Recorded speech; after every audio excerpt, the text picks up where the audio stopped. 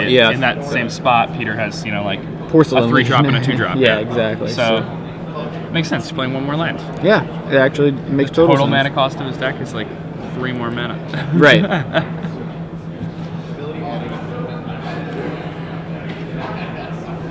So yeah, what do you think about the no equipment in Finkel or Yelger's deck? I like it. I mean, I think their deck does exactly what it wants to do basically every time. They need enough spells to flip their Delvers, and they want to get those numbers. They want the double Dungeon Geist, and if you're playing the Drogskell Captains, you need to play Phantasmal Image. Yeah. Because if your opponent ever taps out and lets you have a Drogskell Captain in play, then you can almost like close the game with just a Phantasmal Image. Because a Phantasmal Image copying a Drogskell Captain will give both of them hexproof. Right. And then you'll have 2 3/3 flyers that cannot be targeted by your opponent's spells or abilities that make all of your other guys, and then all of your other guys also get +2/+2 and can't be targeted. Yeah. That's kind of a beating. Yeah, it's Imagine funny. casting a Lingering Souls after doing that. Oh my God. Yeah. That's 12 points of flying power spread out over, that's like 1 Lingering Souls becomes like 2 Broodmate Dragons, basically, that can't be targeted. It's pretty ridiculous. Remember we were taking, people were going Phantasmal Image and Lord of the Unreal before, and then it's just like, oh, how about we make it better? Fly. Yeah. It's just more ridiculous. Let's make it fly, and let's make it have the same effect when you just double up on them instead of... Right. Well, you don't have to have the combo. You can just have 2 of this captain. Yeah, I was talking I did the coverage with Nicholas and with Adam, and I can't remember. I think it was Adam that we were discussing the equipment and saying, it always feels like the equipment is better in everybody else's deck. And when I play it, it just doesn't seem as impressive. So. All right, so Peter leads things off with a turn 1 Ponder. That's the Ponder from Lorwyn. I like that one. It's my favorite. I like it too. There's like a mermaid showing you shells. She's like, look at these shells. You want to think about them? You're like, I got 3 more cards to look at. Calm down, merfolk lady. That's exactly what goes through my head when I ponder. And that's why my ponders take so long, because I'm talking to the mermaid on the card. In my head. The manatee? Yeah. Don't really know how that happened. It looks like a woman with the half fish body. I don't know what the women look like in your area, but they don't look like that where I live. Alright, so Lauren with just an island, passing the turn over to Peter. And we're ready to settle into a Delver Mirror. Alright, Peter with a Seachrome Coast on turn 2. Decides to Taxian Probe Lauren. He drops down to 18 in order to do this. Lauren's going to let that resolve. All right, we see Island, Glacial Fortress, Geist of St. Traft, is that Gut Shot, Snapcaster Mage, Mana Leak, and Thought Scour. So that's a hand. Yeah, that's not bad at all. Even though I would keep that. It seems really good. Every spell castable with what you've got. That Thought Scour is actually going to make the Snapcaster much better. Absolutely. I mean, I think many different ways. People talk about Thought Scour being great in the Delver list, but I think mainly that's because of Snapcaster Mage. I think Snapcaster is what really makes that good. So we have Snapcaster, Probe. You want to look again? Same cards. Peter just wants to. I think he just wants to get a guy down and get some pressure, get another card. Yeah, and I noticed Peter did Peter write down his opponent's hand there? I believe he did. I was paying closer attention to Lauren's hand itself.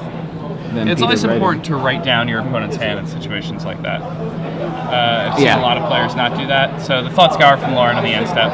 But again, to go back to writing down your opponent's hands, you never think that you're above writing down your opponent's hand and that you can just remember what's in their hand. I've watched many feature matches where John Finkel has been playing. I've seen him cast Jataxian Probe, and John Finkel writes down every card in his opponent's hand. Yeah, there's no reason not to. And he has a way better memory than you do. All right, we have a Gut Shot for the Snapcaster Mage. So Snapcaster gets in for 2 without attacking, but disappears. Yeah, and I mean, that Snapcaster Mage already did some work. Yeah. The play of playing your Snapcaster Mage and then flashing back your Jataxian Probe for 2 life. You kind of turn Snapcaster Mage into a Silvergill Adept where you have a Merfolk in your hand, which was already one of the best 2 drops better plays you could do have. even in Legacy. Yeah. So Lauren now has the Delver in at least appears to be on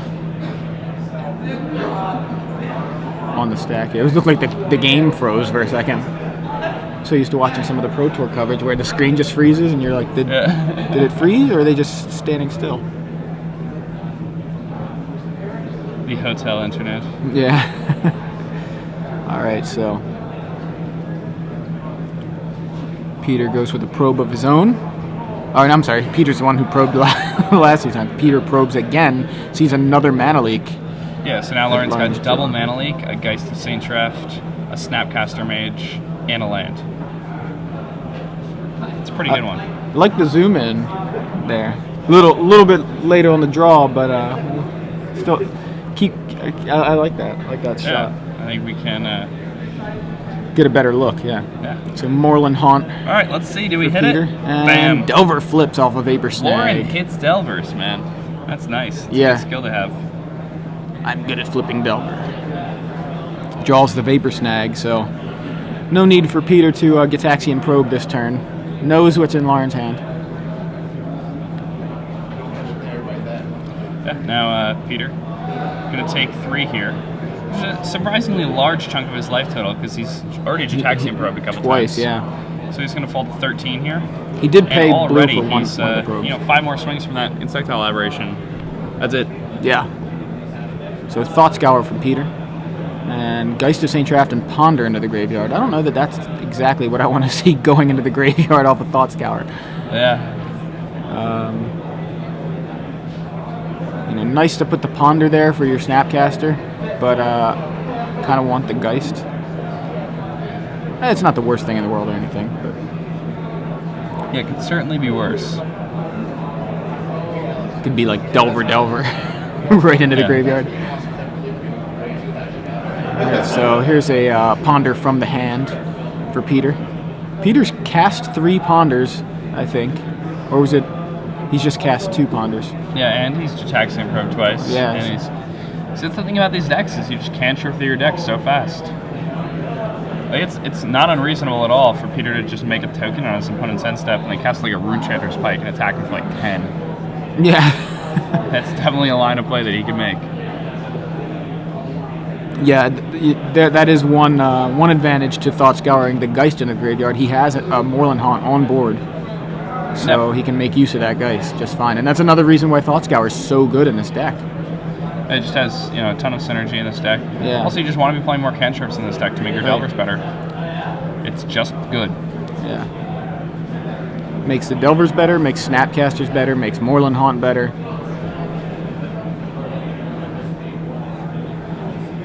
Thought Scour is the new preordain. Shot of Lauren here. Lauren knows how to hold some magic cards. They've been playing for a long time. All right, Snapcaster Mage. Snapcaster Mage on the end Snapcaster step. Mega Man. Trying to. That's a stretch. So he's going to flashback Thought Scour, and he reveals a Runechanter's Spike and a Snapcaster Mage.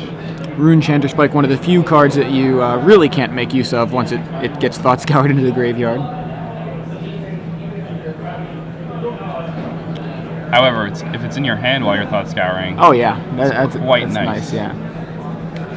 Adam Prosak made the reference of using all parts of the buffalo. Made that kind of comparison with some of these decks. He was really talking about illusions, but he was like, the creatures go into the graveyard and I use them for Moreland Haunt. It's like really using all parts of the buffalo kind of thing. That's a pretty good analogy, I think. All right, so Snapcaster and Delver into the red zone. I like Adam's choice of words. Yeah. When he's in those situations. All right, Peter's going to make a Delver token. Again, using all parts of the buffalo. Yeah. Buffalo Blue. He talked a lot about going to Value Town when we were watching our match. I go to Value Town so much, I just moved there.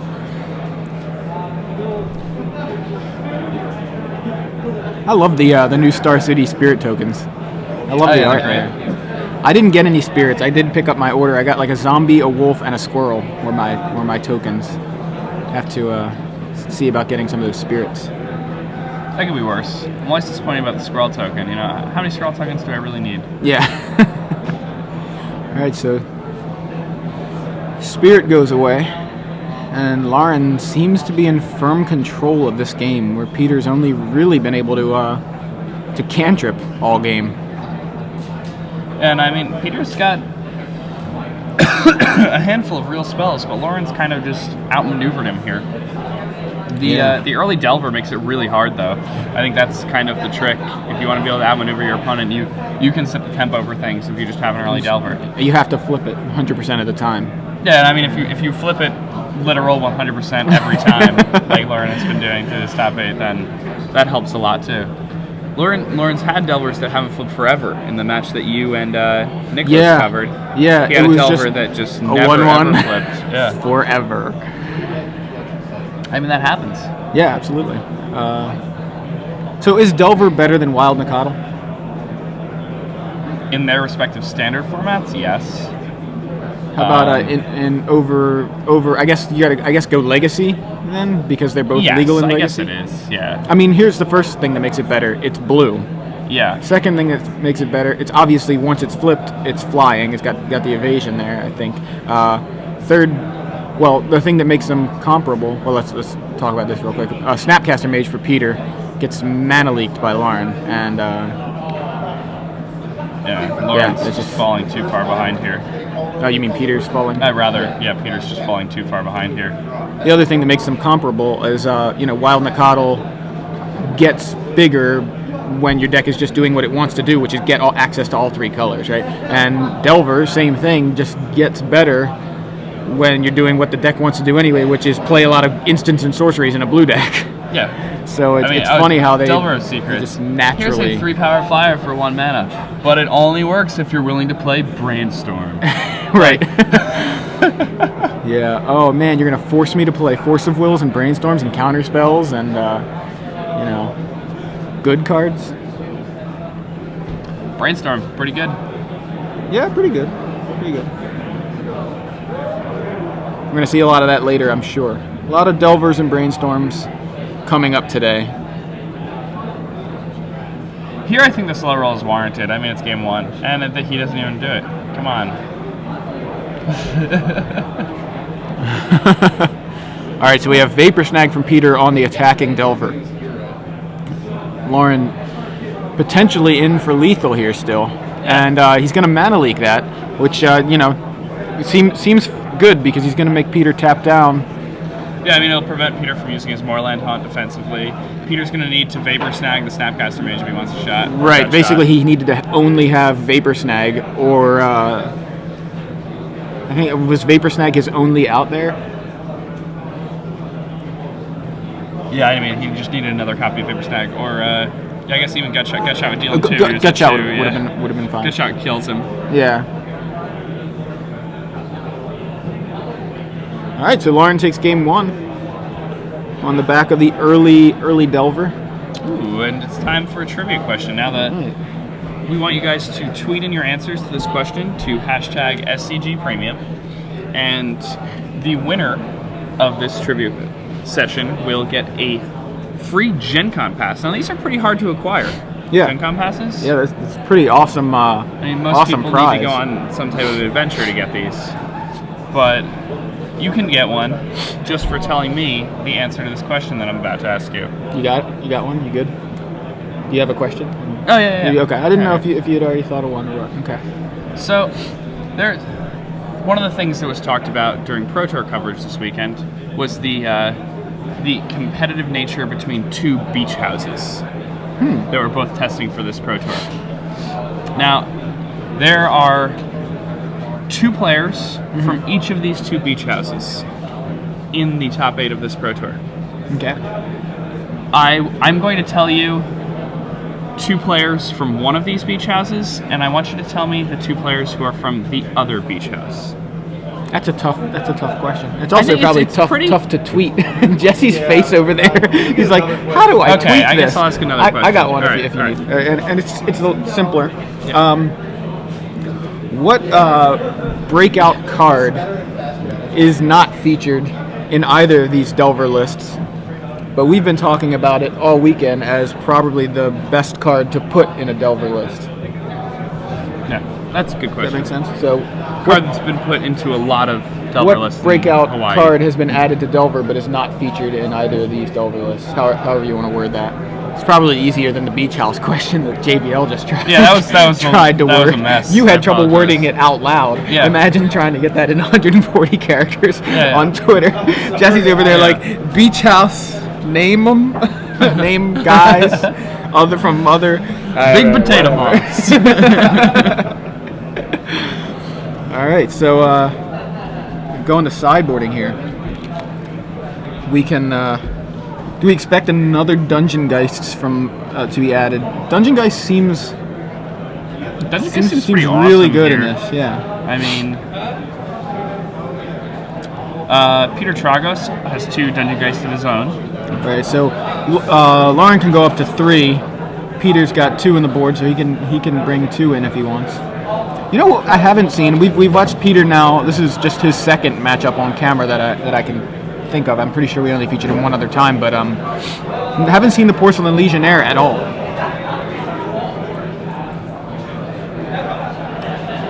Yeah, I mean, Porcelain Legionnaire is pretty good. I watched a feature match over in Richmond where one player was playing zombies and had this massive horde of creatures in play, and his opponent just had a Porcelain Legionnaire in play. Just holding them all off. And like his brother, like Gerard made the comment that he could have walked over to the table and thrown all of the one guy's cards into the garbage, and it wouldn't have changed the game state at all. Just you don't need anything but the Porcelain Legionnaire.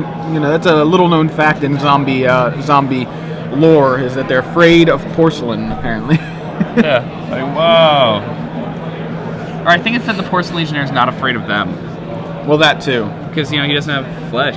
Right, yeah. It kind of makes sense that one Porcelain Legionnaire could hold up a whole horde of zombies. Like, they wouldn't even try to eat him. They can't do anything to him. Yeah, he could just... Yeah. Just I'm good. He doesn't have brains either, apparently. He apparently has consciousness, but not brains. Yeah, I mean, he's been brought to life by the magic. Yeah, the Phyrexians. Planeswalker magic, yeah. So, all right, we've got, looking at Nolan's board, does he... I mean, do you bring in the Divine Offerings here? I think that's fair. Bring in the Divine Offerings, bring in probably the Dungeon Geist, and maybe even the Dissipates. I don't know. I'd take Mana Leak out. Oh, yeah? Okay.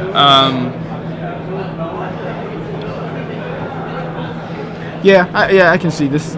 Dissipates obviously, or Dissipates don't seem as good as they were last game. You kind of just want to curve out in the mirror. Kind of seems to be like the way to do things. Fair enough. Another question though is, what do you think about the swords in post-boarded games? I don't know if I like them. I think that if both players are casting Divine Offerings and Revoke Existences, are you just opening yourself up? Right.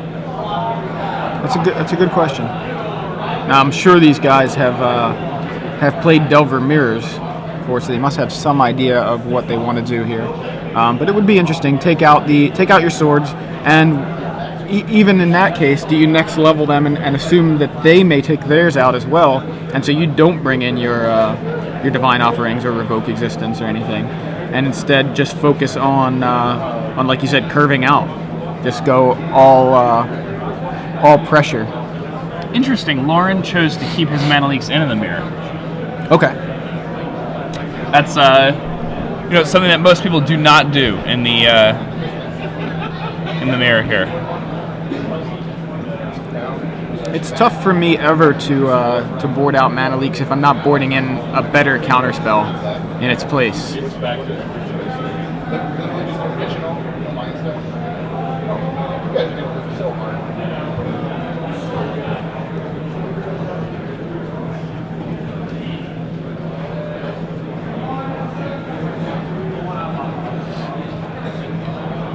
Now, with Peter being on the play, I think that normally would give him a pretty significant advantage, but mulliganing in a match like this is pretty rough, especially when both players are spending cards just to gain tempo advantage with things like Vapor Snag.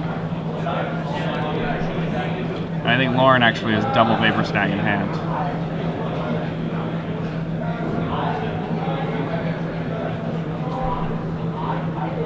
For those of you who may be just joining us, I'm Joey Pasco here with Jacob Van Lunen. We're in Cincinnati covering the finals of the Star City Games Open Series, the standard portion. We've got a lot of Legacy coverage coming up for you in just a little bit. We'll be covering Legacy all day. But first, here we have the standard finals between Peter Tragos and Lauren Nolen, both playing Blue-White Delver. And Peter leads with a Ponder here in Game 2, down a game. I believe he started with a Ponder Game 1 too. It didn't work out so well for him that time. All right, there's the Porcelain Legionnaire. There's the Porcelain Legionnaire. It's going to drop to 18, and that's kind of a beating. Like Lauren is double Vapor Snag, so if Peter just casts this and plays Phyrexian Mana again, he's already at 14. Yeah, goes to 18, goes to 17 now because of the Vapor Snag, and now to 16. Lauren lets that resolve and Vapor Snags it. And now Peter's down to 14 already. Lauren hasn't even done anything. Wait, is he down? 14. Yeah. Double Vapor Snag and 2 Porcelain Legionnaire cast. So, Geist of St. Traff for Lauren. And that one doesn't get Vapor Snagged as easily. No, it does not. And now Peter recasts it again for Phyrexian Mana and goes down to 12. Lauren has another Vapor Snag. Wow. There we go. What's going to happen? Peter is... So Peter's going to be at 5 after this attack from Geist. Peter's in... triple Vapor Snag. Wow. How good is Unsummon? This is ridiculous. Triple Vapor Snag draw. Oh my gosh. And if he draws Snapcaster, is he going to just kill him with his own Porcelain Legionnaire just continually being cast? Peter's at 5. Like, this game is just... Wow. A kind of... now he can cast it. He mana leaks before he even puts the spell out. Yeah, he's like, is this Porcelain Legionnaire? I'm mana leaking it. I appreciate that Lauren doesn't slow roll the finals. Lauren is playing at high octane at this point. Was that Vapor Snag for the Angel? Yeah, Vapor Snag for the Angel. And Lauren goes to 19. Yep. Peter down to 3 now. At least he doesn't have a Porcelain Legionnaire to kill himself with. Yeah. Wow. I gotta tell you, all that time I was saying, I hadn't seen Porcelain Legionnaire. I think that was probably better for Peter. Yeah. Because as soon as we saw the Porcelain Legionnaire, it actually seems to be what did him in. All right, Oblivion Ring on Lauren's fresh Sword of War and Peace. And now Lauren just wins anyway, because even if Peter has the Vapor Snag, which he does, Peter also had the triple Vapor Snag draw, to be fair. Was it triple or double? Double, rather. Double with double Snapcaster. Right. So. But Lauren wasn't casting snaggable guys. Yeah. Right. Gut shot you. Yeah. And that's it. Lauren Nolen wins game 2 in about 48 seconds. Wow. I appreciate that. Yeah, in the time it took him to decide on the Vapor Snag in the semifinals, he won game 2 of the finals. So congratulations to Lauren Nolen. Takes down the finals of the well deserved. He played very well. He played very well. Star City Games Open Series here in Cincinnati.